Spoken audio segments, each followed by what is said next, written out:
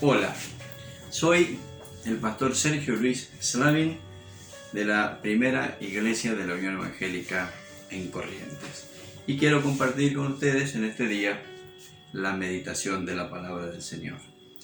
Cuando me pidieron que yo sabía del tema de dar estas devocionales y bueno, me anunciaron cuando iba a compartir yo la palabra, vino a mi mente, a mi corazón, un pasaje que había estado leyendo en esos días, considerándolo, y bueno, al mismo tiempo pensaba, veré si cuando llegue el momento de compartir, realmente es una palabra para el momento, porque de que yo tenía que compartir, me avisaron hace 3 meses aproximadamente, pero el Señor me ha confirmado y siento que esto es lo que tengo que compartir. Y lo que quiero compartir con ustedes está en el libro de los Hechos, en el capítulo 4, a partir del versículo 23.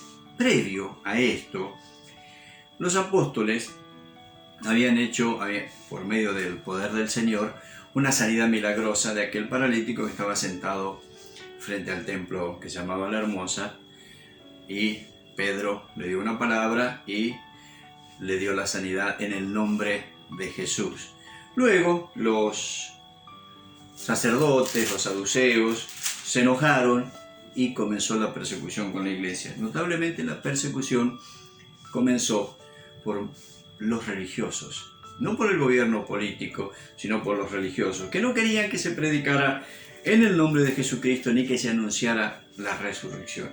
Bueno, los llevaron presos, luego los soltaron, pero los amenazaron, diciéndole que no predicaran, a lo cual ellos respondieron que no podían hacer eso porque debían obedecer a Dios y no a los hombres. Ahora, versículo 23 de Hechos 4 dice: al ser puestos en libertad, vinieron a los suyos y contaron todo lo que los principales sacerdotes y los ancianos les habían dicho. Ellos, al oírlo, alzaron unánimes la voz a Dios y dijeron: soberano Señor, tú eres el Dios que hiciste el cielo y la tierra, el mar y todo lo que en ellos hay. Que por boca de David tu siervo dijiste: ¿por qué se amotinan las gentes y los pueblos piensan cosas vanas? Se reunieron los reyes de la tierra y los príncipes se juntaron en uno contra el Señor y contra su Cristo. Y verdaderamente se unieron en esta ciudad Herodes y Poncio Pilato con los gentiles y el pueblo de Israel contra tu santo Hijo Jesús, a quien ungiste, para hacer cuanto tu mano y tu consejo habían antes determinado que sucediera. Y ahora, Señor, mira sus amenazas y concede a tus siervos que con toda valentía hablen tu palabra, mientras extiendes tu mano para que se hagan sanidades, señales y prodigios mediante el nombre de tu santo Hijo Jesús. Cuando terminaron de orar, el lugar en que estaban congregados tembló, y todos fueron llenos del Espíritu Santo y hablaban con valentía la palabra de Dios. Lo que yo quiero compartir es la oración que hicieron no solo los apóstoles, sino también aquellos a quienes ellos le compartieron, que eran los primeros cristianos. Yo titulé a esto oración en tiempos de guerra o tiempos duros o difíciles, o más brevemente, oración de guerra. Alguno dirá: pastor, no estamos en una guerra. No estamos en una guerra armada, donde haya misiles, bombas, donde seamos aniquilados físicamente, donde seamos llevados presos, por lo menos aquí en la Argentina. En otros países sí sucede, pero desde que la iglesia comenzó, la iglesia está en guerra contra las fuerzas de las tinieblas, y ellas nunca han dejado de atacar a la iglesia.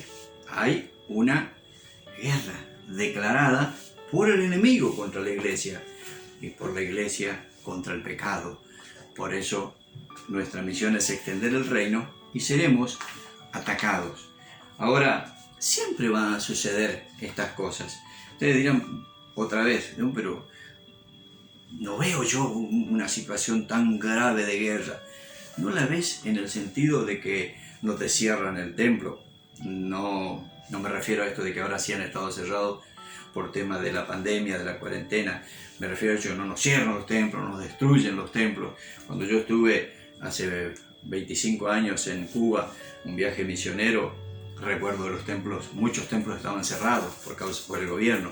No, pero sí nos están encerrando o cercando con un montón de cuestiones que van en contra de los principios y los valores bíblicos. Y nosotros como cristianos, como siervos de Dios, como su iglesia, debemos hacer lo que el Señor manda. Y es una lucha armada. Entonces, fíjense lo que ellos hicieron. Comienza su oración diciendo: soberano Señor. O sea, todo lo que sucede lo sabe Dios y lo determina Él de antemano o previamente. No es solo que lo sabe, sino que Él es el que hace todas las cosas. Todo proviene de Él. Es Él el soberano y el que decide. Ningún suceso lo toma por sorpresa. Y ante esta situación tan difícil, los apóstoles compartieron la carga con los demás creyentes, o sea, con toda la iglesia, y oraron todos juntos. Yo quiero destacar en esta breve reflexión 3 puntos claves que encontramos en esta oración. Lo primero, ellos dijeron esta expresión: Señor, mira tus amenazas. En otras palabras, Dios, hazte cargo de las amenazas. Señor, hacete cargo de la situación. No está en nosotros luchar y vencer, en un sentido, esto, como muchas veces el Señor le decía al pueblo de Israel: no es de ustedes la batalla, es mía. Señor, hacete cargo. Nosotros no nos vamos a ir a pelear con el gobierno. Aclaro, no quiero decir con esto que no tenemos que reclamar los derechos que nos corresponden. Por eso participamos en muchos de estos reclamos que se hacen. Ustedes saben a qué me refiero. Pero hay cosas que solo el Señor se va a hacer cargo. Señor, hacete cargo de sus amenazas. Nosotros no vamos a perder el tiempo en ir a discutir con ellos, sino que nosotros tenemos que hacer otra cosa. Señor, hacete cargo de sus amenazas. A nosotros, segundo punto, segunda clave que encuentro en esta oración: danos denuedo, danos valor, coraje, ímpetu, energía, para que cumplamos la misión que nos encomendaste, la misión de predicar el Evangelio. Los primeros discípulos, los apóstoles, tenían clara cuál era la misión. ¿Recuerdan cuando sucedió esa situación doméstica con el tema de cuando que decían que se le daba menos a las viudas de los griegos que de los judíos? Y ellos, los apóstoles, no tenían ningún problema de trabajar. Recordemos que el apóstol Pablo hacía tiendas, Pedro era pescador, todos hacían trabajo, no tenían problemas, pero tenían una misión que Dios les había dado, que era predicar la palabra y orar. Entonces dijeron: no podemos desatender esto para atender aquello. Nuestra misión, hermanos queridos, como lo hemos escuchado en muchas de las meditaciones que hemos visto en este tiempo, nuestra misión es anunciar el mensaje del Evangelio. Ir por todo el mundo, predicar el Evangelio.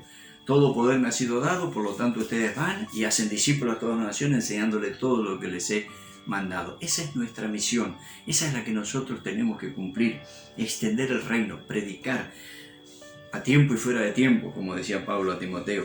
Tenemos que compartir la palabra, esa es nuestra misión. Entonces, la segunda clave es: la primera, Señor, hacete cargo. La segunda, a nosotros, danos el denuedo, el valor, el coraje, porque no importa la opresión que haya de afuera, incluso represión, persecución, lo que fuere, nosotros debemos anunciar a Cristo, debemos predicar el Evangelio. Ellos fueron perseguidos justamente porque anunciaban que todas las cosas eran en el nombre de Jesucristo y anunciaban la resurrección, cosa que rechazaban los judíos, especialmente los saduceos, el tema de la resurrección. Entonces, no importa que el mundo rechace, nuestra misión es compartir. Muchos de ellos serán salvos al oír el mensaje del Evangelio, como dice Pablo. ¿Cómo creerán si no se les anuncia el mensaje? Entonces nuestra misión es esa. Y lo tercero es: y Señor, te pedimos que hagas milagros, señales y prodigios. O sea, Señor, manifiéstate por medio de sanidades, milagros y prodigios en el nombre de Jesús. Jesucristo es el mensaje y en su nombre suceden maravillas. Esos son los 3 puntos claves de esa oración. Una oración guerrera, una oración de guerra, una oración que tenemos que hacer nosotros todos los días, personalmente y como iglesia. Señor, hacete cargo de la situación. Señor, danos fortaleza, valor y coraje para no callar y anunciar el Evangelio. Y Señor, refrenda lo que hacemos con milagros, sanidades y prodigios. ¿Qué sucedió? Dios confirmó su presencia en medio de ellos y respondió a sus oraciones con una manifestación que anticipaba lo que causaría la predicación del Evangelio. Haría temblar los poderes de las tinieblas. Vino que dice que hubo un temblor y todos fueron llenos del Espíritu Santo. Dios respondió, todos fueron llenos del Espíritu Santo y hablaban con valentía la palabra de Dios. Creo que ese es el mensaje que hoy quiere el Señor que les comparta. Hermanos, anunciemos el mensaje, dejémosle a cargo a Dios lo que le corresponde, pidamos valor para predicar. Él va a hacer señales y prodigios para refrendar lo que hacemos y va a mostrar en nosotros lo que luego sucederá con la predicación del Evangelio. Una explosión, por decir así, y todos seremos llenos del Espíritu Santo. Que Dios bendiga a cada uno de mis queridos hermanos de la Unión Evangélica de la Argentina.